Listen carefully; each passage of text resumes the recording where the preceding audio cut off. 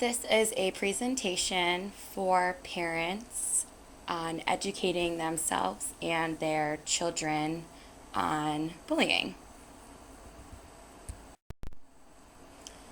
The first slide is going to discuss 6 forms of bullying: physical bullying, verbal bullying, relational aggression, cyberbullying, sexual bullying, and prejudicial bullying. Physical bullying occurs when kids use physical actions to gain power and control over their targets. Physical bullies tend to be bigger, stronger, and more aggressive than their peers. Some examples of this include kicking, hitting, pinching, punching, slapping, shoving, and other physical attacks.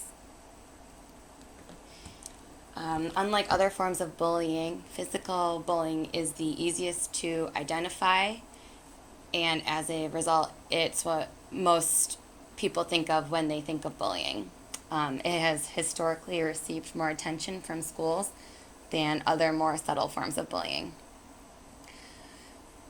The next form of bullying is verbal bullying. This type of bullying is when words, statements, and name calling are used to gain power and control over a target. Typically, verbal bullies will use relentless insults to belittle, demean, and hurt another person. They choose their targets based on the way they look, act, or behave. It is also common for verbal bullies to target kids with special needs. It can be difficult to identify because attacks will typically occur when adults are not around.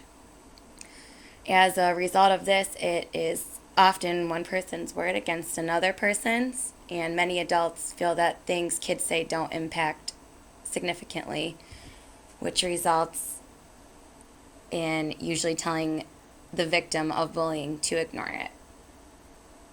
The next form of bullying is relational aggression. This was a new term for me, but once I understood the definition, I definitely have seen it before. It is more of a sneaky type of bullying, which usually goes unnoticed by parents and teachers. It can sometimes be referred to as emotional bullying. It is a type of social manipulation where teens try to hurt their peers or sabotage their social standing.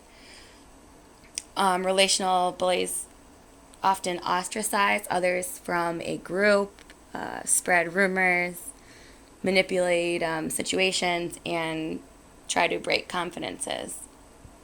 The main goal behind relationally aggressive bullying is to increase their own social standing by controlling or bullying another person. On this website, it noted that in general, girls tend to use relational aggression more than boys, and typically between 5th and 8th grade. The next form of bullying is cyberbullying. This is when a teen uses the internet, a cell phone, or another type of technology to harass, threaten, embarrass, or target another person, which is called cyberbullying. Examples of cyberbullying include posting hurtful images, making online threats, sending hurtful emails or texts. Because at this day and age, teens are on their phones, cyberbullying is a growing issue among young people. It has become more widespread because bullies are able to harass their targets with much less risk of being caught. The next form is sexual bullying. This consists of repeated harmful and humiliating actions that target a person sexually. Examples include sexual name-calling, crude comments, vulgar gestures, uninvited touching, sexual propositioning. A bully might make a crude comment about a girl's appearance, attractiveness, sexual development. Girls are often the targets of sexual bullying by both boys and other girls. Boys might touch them inappropriately and make crude comments about their bodies, where girls might call other girls names or make insults about commenting on their appearance or their body, and that means they're going to be engaging in slut shaming, is what the term for that is. Sexting can also lead to sexual bullying. An example, a girl sends a photo to herself to a boyfriend, and then when they break up, he shares the photo with the school. As a result, she becomes a target of sexual bullying because people make fun of her body and call her crude names. And the last is prejudicial bullying. And this is based on prejudice teens have towards people of different races, religions, or sexual orientation. This type of bullying can encompass all other types of bullying, as well as including cyberbullying, verbal bullying, relational bullying, physical bullying, and sometimes even sexual. When this occurs, kids are targeting others who are different than them, singling them out. Oftentimes, this type of bullying is severe and can open the door to hate crimes.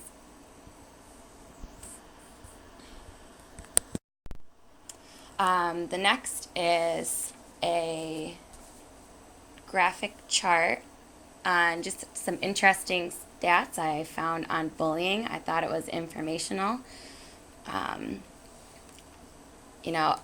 When you look through this, 280,000 students are physically attacked in secondary schools each month. Something that was kind of shocking to me is 1 in 4 teachers see nothing wrong with bullying and will only intervene 4% of the time.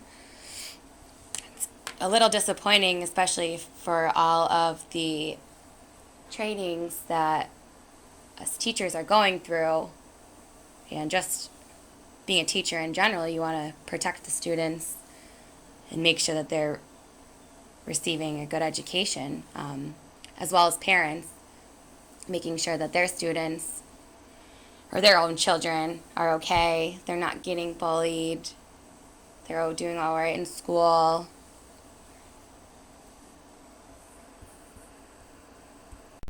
I think it's important for parents to also notice and realize what goes on in the school, and that way they can be more proactive with their own children. Oh God, there they are. This next slide is a clip that I chose from the movie Step Brothers. I thought it was a good example of how it is tempting for some to laugh at a bully or not to take it seriously, especially as this is a comedy with actors. However, if this situation was real, it would be entirely unacceptable to be a bystander. Have fun on your This jungle clip gym, shows okay? 2 types of bullying that I previously discussed, If physical you're referring and to verbal. me as Butt Buddy, yes, I do have a name. It's Brennan Huff. If you don't come over here and lick that white, I'm gonna plow into your nose with my fist. I am not licking any white dog. I'll let the dog if you leave us alone. Dale, you're not licking dog shit, okay? Dude, They're kids. Brendan, it's just dog shit. It's ridiculous. Hello, how are you?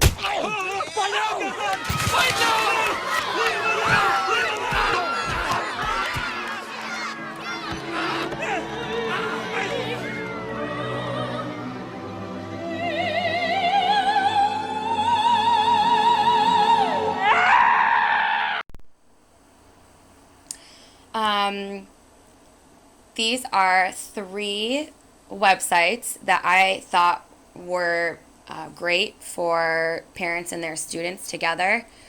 The first one I liked because I found it easy to navigate and user-friendly. It's a good tool for parents to use with their students to educate them on bullying. It provides statistical data, activities, games, and quizzes, as well as educational books for parents.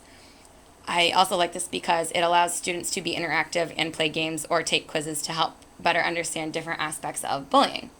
The next website I chose because I liked how it was set up for kids. I liked how there was a section for what kids can do if they're a bystander or witness, since it's difficult for them at a younger, vulnerable age to stand up for their peers. And knowing how to respond to a bully or a bullying situation can help to increase the likelihood of students informing an adult of what is happening.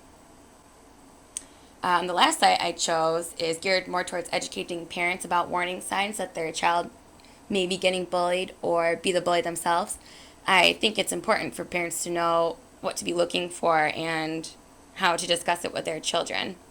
I also like this because it provided a blog at the bottom where parents can communicate their stories with others, and websites that linked directly to where the information was received from.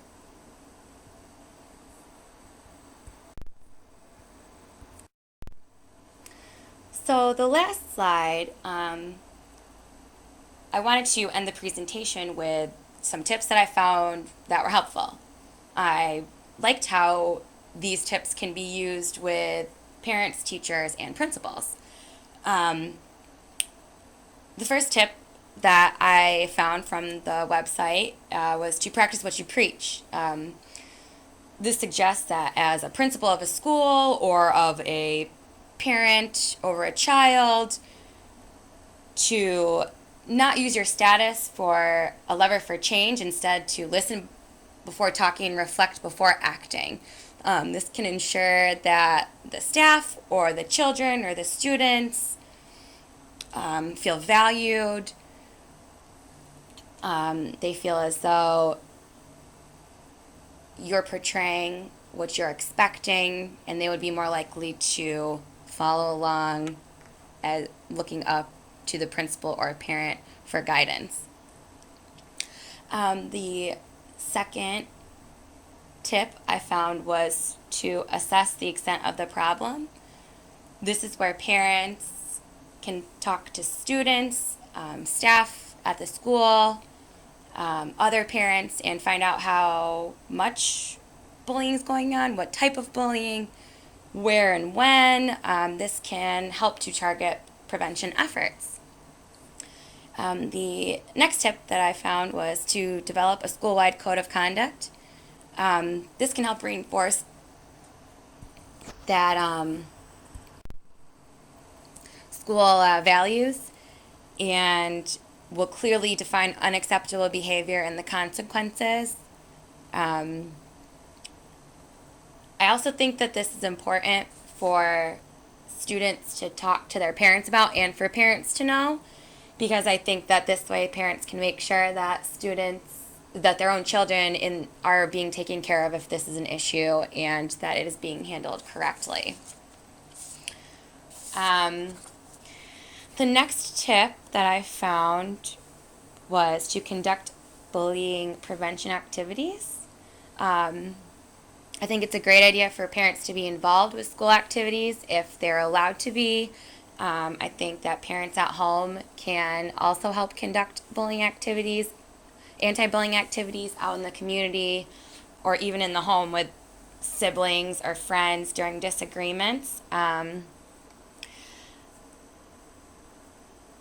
This can consist of highlighting values and bringing together people in the community to reinforce the message that bullying is wrong. And that is the end of my presentation.